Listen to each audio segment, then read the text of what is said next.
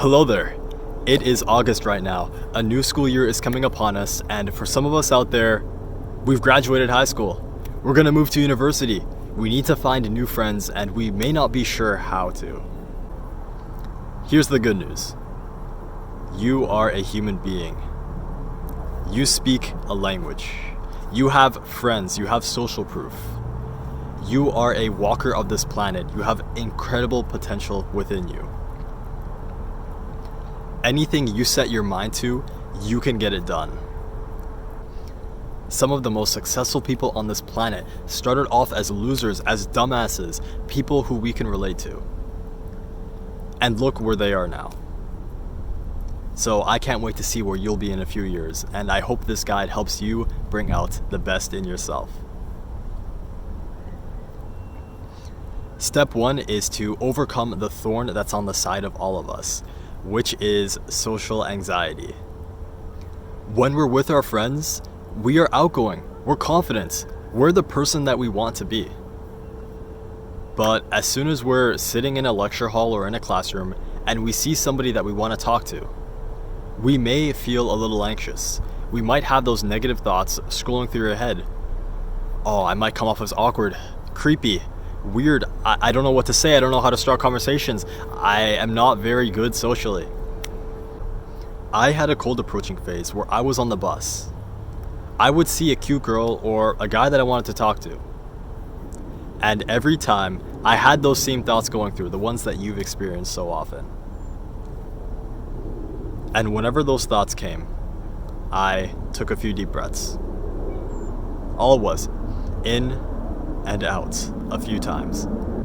It gave me just a glimpse, a moment where I was completely calm and serene. I was then able to walk up to the person, sit next to them, and compliment them. Tell them, hey, you've got a really cool shirt. You look like you've been hitting the gym a lot. Anything about them. You have a cool umbrella. I said that once.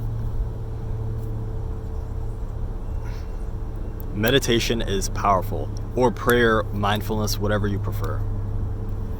By employing it in your day-to-day life, you will give yourself the option to walk up to people without having those self-sabotaging thoughts screw you over from the get-go.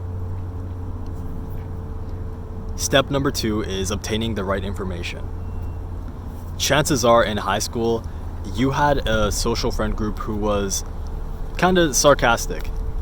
You joked around a lot. You spoke in memes. You tease each other a lot.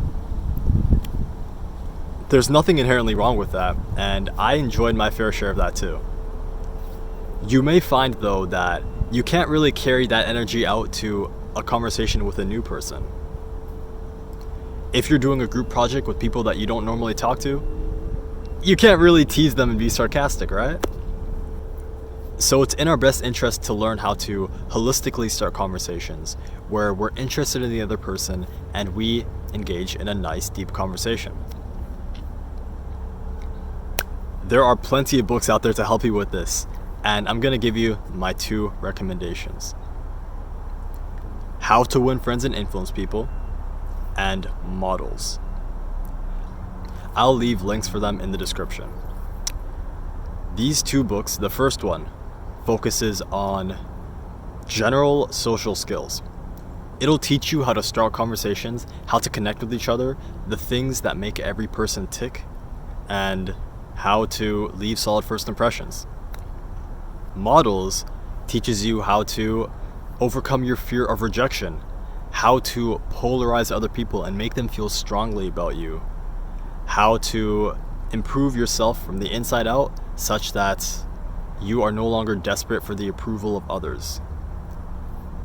These 2 books completely changed me. They allowed me to get into my cold approaching phase and to become a much more social person in high school. My recommendation is that you read the first 2 sections of How to Win Friends and Influence People, as well as around the first 100 pages of Models, up until you start getting bored.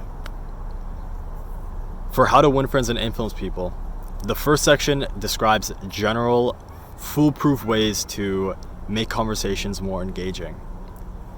The second section focuses more on leaving solid first impressions, smiling, using the other person's name, talking about their interests, all things that make other people remember you and like you more. The 2 sessions after that are conflict resolution and how to be a better leader. But for the purposes of cold approaching, you probably won't find them too useful. For models, the first 100 pages or so are the ones that really delve deep into overcoming rejection and the approval of others. You'd be surprised how often we ignore our inner personality, how we ignore the things that we really want to say in favor of playing it safe. The more we play it safe, the more forgettable and bland we become. We want a unique flavor. We want something that other people look at and think, I like this person, or I don't like this person. And either way, that's a victory. Because the worst case scenario is that person either never met you in the first place, or they met you and you were so normal, so forgettable that they forgot about you immediately. So you'll find models very helpful for that. Now, step 3 is university specific, and it is choosing where you want to start your conversations. I usually talk the most in 3 separate locations. The first one was a certain rapid bus that I took to UBC. It often holds a lot of UBC students, and as a result, I would just sit next to somebody and I would just try talking to them. The drawback here is that on a bus, you don't have a lot common with other people. I don't know how old they are, their departments, anything about them. They might not even be UBC students. So if you want to meet more people and actually make friends with them, you're better off choosing somewhere else. A much better place is your lecture halls. It's a lot easier for you to sit next to somebody and ask them for their name. Ask them how the course is going, what department they're in, if they're in the same year as you. You have something in common, which is that course itself. And it is very powerful when you have that connecting factor. Some of the people that I met in lecture halls, I ended up contacting later for group projects. So you will find it very helpful and enjoyable to meet people this way. The third one, the one where I was the most, were these communal club rooms. UBC offers club rooms for people within a certain department. The club room is locked out to anyone who doesn't belong in your department. You head in there and there's a couch, a TV, probably a switch setup, a fridge, a mini kitchen, a study room.